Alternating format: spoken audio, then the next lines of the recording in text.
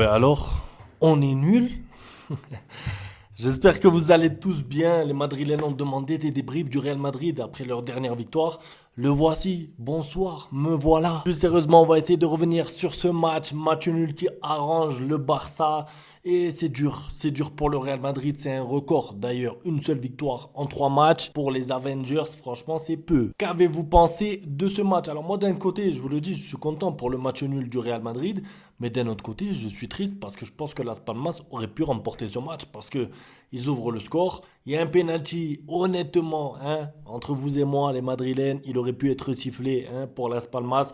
Ça aurait pu faire 2-0. Ensuite, il y a à 5 minutes de la fin un but malheureusement hors jeu, donc normal, refusé, pas de problème d'arbitrage, mais un peu de regret. Moi, j'ai des regrets, je vous le dis, parce que je pense honnêtement que ce Las Palmas aurait pu battre le Real Madrid parce que en fait, c'est faible quoi, le Real. Ça veut dire que quand on les regarde, il se passe presque rien. Moi, vous allez me dire, oui, tu dis ça parce que tu es pro-Barça. Non, la vérité, c'est que je regarde le match et j'espère que les autres, mes collègues, les relais et tout, là, qui feront des débriefs Real Madrid, verront et diront la même chose que moi. Comme ça, on ne me dira pas que je dis ça parce que je suis pro-Barça. Mais il se passe quoi dans les matchs, en fait? Parce qu'on regarde le Real Madrid, on s'ennuie.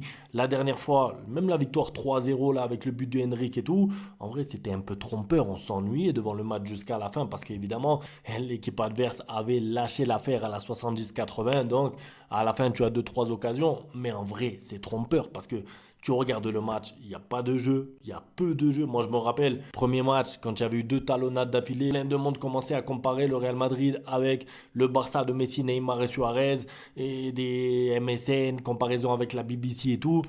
Regardez dans le jeu, s'il vous plaît. Après, attention, peut-être que le Real Madrid va encore gagner la Ligue des Champions. On n'est que au début de la saison. Je ne tire pas de conclusion sur toute la saison, mais ce qu'on voit actuellement, pour moi en tout cas, c'est honteux quand tu compares l'effectif au jeu. Parce qu'en fait, en termes de jeu, il ne se passe rien. Alors, encore une fois, le Real Madrid aurait pu l'emporter à deux trois détails près à la fin. Mais je sais pas, moi, si j'étais supporter du Real Madrid et que je vois ce match, peu de jeux, peu d'occasions, de l'ennui, Vinicius qui sort, Mbappé pas très bon, même s'il y a du mieux en deuxième mi-temps, il faut un penalty, sinon tu as l'impression que le Real Madrid ne marque jamais. En fait, si, attention encore une fois, il y a penalty, d'accord? Il y a main, il n'y a pas de problème. Mais tu as l'impression que si l'arbitre ne donne pas penalty pour le Real Madrid, tu peux jouer 2 jours, 4 jours, 8 jours, le Real Madrid ne marque pas. Parce qu'en fait, tu n'as pas de cohésion devant. Je suis désolé. Tu regardes Vinicius, il tente sa chance tout seul. Ah, il est contré. Tu vois Mbappé, il tente sa chance au 25 mètres alors qu'il y a un défenseur devant lui. Il est contré. En fait, j'ai pas l'impression que Vinicius et Mbappé se cherchent. Je sais pas vous, dites-moi dans les commentaires. Peut-être que je me trompe, mais